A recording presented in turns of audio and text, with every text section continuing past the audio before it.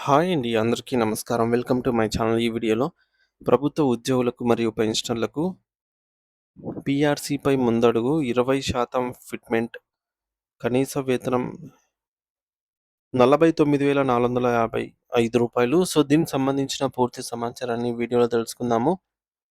Video అయితే ఎక్కడే గాని స్కిప్ చేయకుండా ఎండ్ వరకు చూసేయండి. అప్పుడే ఇన్ఫర్మేషన్ పూర్తిగా అర్థమవుతుంది. అలాగే వీడియో చూస్తున్న ప్రతి ఒక్కరు లైక్ చేయండి ఫ్రెండ్స్. ఈ వీడియోని తోటి ఉద్యోగ, పెన్షనర్ మిత్రులతో షేర్ చేయండి. కొత్తగా మన ఛానల్‌ని చూస్తున్నవారు సబ్స్క్రైబ్ చేసుకోండి. సబ్స్క్రైబ్ చేసుకోవటం వల్ల నేను చేసే వీడియోస్ అన్నీ మీ వరకు రీచ్ అవుతాయి. రాష్ట్రంలోని ఉపాధ్యాయుల సమస్యలపై పోరాటం మరింత ఉధృతం అవుతోంది. ముఖ్యంగా చాలా కాలంగా పెండింగ్‌లో ఉన్నటువంటి ఈ యొక్క వేతన సవరణ పీఆర్సీ నివేదికను అమలు చేయాలని మరియు గత 6 విడతలుగా నిలిచిపోయిన కరువు భత్యం, డీఏ బకాయిలను ప్రభుత్వం వెంటనే విడుదల చేయాలని తెలంగాణ రాష్ట్ర యునైటెడ్ టీచర్స్ ఫెడరేషన్ టీఎస్‌యూటీఎఫ్ జిల్లా ఉపాధ్యక్షులు వెంకటాచారి గారు డిమాండ్ చేశారు. శుక్రవారం రోజున ముత్కూరు మండల కేంద్రంలో నిర్వహించినటువంటి టీఎస్‌యూటీఎఫ్ సభ్యత్వ నమోదు కార్యక్రమంలో ఆయన ముఖ్య అతిథిగా పాల్గొన్నారు.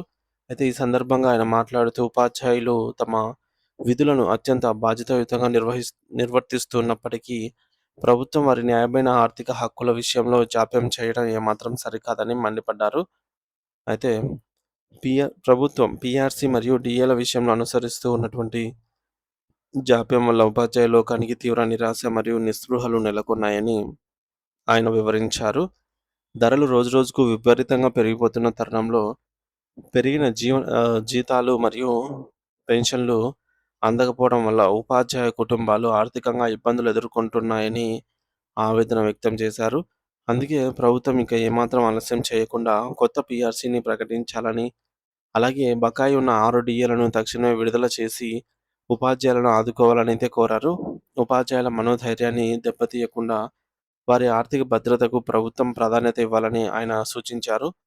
ఆర్థిక అంశాలతో పాటుగా ఆరోగ్య భద్రత గురించి కూడా వెంకటాచారి గారు ప్రస్తావించారు. ప్రస్తుతం అమల్లో ఉన్నటువంటి ఎంప్లాయీ హెల్త్ స్కీమ్ ఈహెచ్ఎస్ కేవలం కాగితాలకే పరిమితం అవుతున్నాయని, ఆసుపత్రులలో వాటిని అంగీకరించడం లేదని విమర్శించారు. హెల్త్ కార్డుల అమల్లో ఉన్నటువంటి సాంకేతిక మరియు పరిపాలన పరమైనటువంటి జాప్యాన్ని నివారించి స్పష్టమైనటువంటి మార్గదర్శకాలను జారీ చేయాలని ప్రభుత్వాన్ని కోరారు. తద్వారా ఉద్యోగులు మరియు వారి కుటుంబ సభ్యులకు అత్యవసర సమయాల్లో మెరుగైన మరియు ఉచిత వైద్య సేవలు అందుబాటులోకి వస్తాయని ఆయన ఆకాంక్షించారు. ఆరోగ్యవంతుడైనటువంటి ఉపాధ్యాయుడే అద్భుతమైన విద్యా బోధన చేయగలడని, కాబట్టి ఈ యొక్క అంశాన్ని ప్రభుత్వం సీరియస్‌గా తీసుకోవాలని కోరారు. అలాగే ప్రభుత్వం చేపడుతున్న పాఠశాలల హేతుబద్ధీకరణ ప్రక్రియపై ఆయన తీవ్ర అభ్యంతరం వ్యక్తం చేశారు.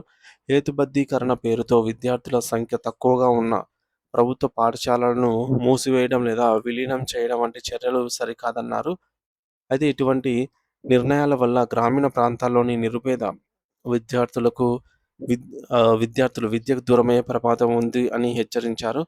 పాఠశాలలను మూసివేయడానికి బదులుగా వాటిని బలోపేతం చేయడానికి అవసరమైన మౌలిక సదుపాయాలను కల్పించాలని, ఉపాధ్యాయులను నియమించి ప్రభుత్వ విద్యపై ప్రజల్లో నమ్మకం పెంచాలని చెప్పేసి విజ్ఞప్తి చేశారు. ఈ కార్యక్రమంలో టీఎస్‌యూటీఎఫ్ మండల అధ్యక్షుడు ధర్మారం వెంకన్న, ప్రధాన కార్యదర్శి ఏ సత్యయ్య, సహాధ్యక్షులు ఉప్పలయ్య, కార్యదర్శి తిరుపతి మరియు పలువురు సీనియర్ ఉపాధ్యాయులు పాల్గొని తమ సంఘీభావాన్ని ప్రకటించారు. మరోవైపు తెలంగాణలోని ప్రభుత్వ ఉద్యోగులు మరియు పెన్షనర్లకు రాష్ట్ర ప్రభుత్వం ఒక భారీ తీపి కబురును అందించింది. గతంలో ఉద్యోగ జేఏసీ నాయకులకు ఇచ్చిన హామీలను ముఖ్యమంత్రి రేవంత్ రెడ్డి గారు నిలబెట్టుకున్నారు. రాష్ట్రం ఆర్థికంగా కొన్ని ఇబ్బందులు ఎదుర్కొంటూ ఉన్నప్పటికీ ఉద్యోగుల సంక్షేమమే ప్రథమ కర్తవ్యంగా భావించి కేవలం 100 రోజుల వ్యవధిలోనే మొత్తం 6,000 కోట్ల రూపాయల బకాయిలను పూర్తిగా విడుదల చేయడం ఒక గొప్ప విషయమని చెప్పవచ్చు. తాజాగా మూడో విడత కింద మరో 2,000 కోట్లను విడుదల చేస్తూ ప్రభుత్వం ఉత్తర్వులు జారీ చేయడంతో ఉద్యోగ వర్గాల్లో హర్షాతిరేకాలు వ్యక్తమవుతున్నాయి. ముఖ్యమంత్రి రేవంత్ రెడ్డి మరియు డిప్యూటీ సీఎం బట్టి విక్రమార్క గారి ఆదేశాల మేరకు ఆర్థిక శాఖ ఈ నిధులను విడుదల చేసింది. ఆర్థిక శాఖ ప్రధాన కార్యదర్శి సందీప్ కుమార్ సుల్తానియా గారు ఈ మేరకు అధికారిక జీవోను జారీ చేశారు. ప్రభుత్వం ఈ బకాయిలను 3 విడతల్లో పంపిణీ చేసింది. మొదటి విడతగా మే 29న 2,000 కోట్లు, రెండో విడత జూన్ 30న 2,000 కోట్లు మరియు ఇప్పుడు మరొక మిగిలిన 2,000 కోట్లు విడుదలయ్యాయి. దీంతో రాష్ట్ర ప్రభుత్వం ఉద్యోగులకు ఇచ్చినటువంటి మాటను నిలబెట్టుకున్నట్లయింది. ఈ నిధుల విడుదల ముఖ్యంగా విశ్రాంత ఉద్యోగులకు చాలా కాలంగా పెండింగ్‌లో ఉన్న కమ్యుటేషన్ బకాయిలు మరియు ఇతర ప్రయోజనాలు పూర్తిగా చెల్లించబడ్డాయి. వృద్ధాప్యంలో ఉన్న పెన్షనర్లకు ఈ సొమ్ము అందటం వల్ల వారికి ఎంతో ఊరట లభిస్తుంది. సో, మరి ప్రభుత్వం నిర్ణయం పట్ల అటు పనిచేస్తున్న ఉద్యోగులు, ఇట్లు విశ్రాంత ఉద్యోగులు అంతా కూడా సంతోషం వ్యక్తం చేస్తూ ఉన్నారు.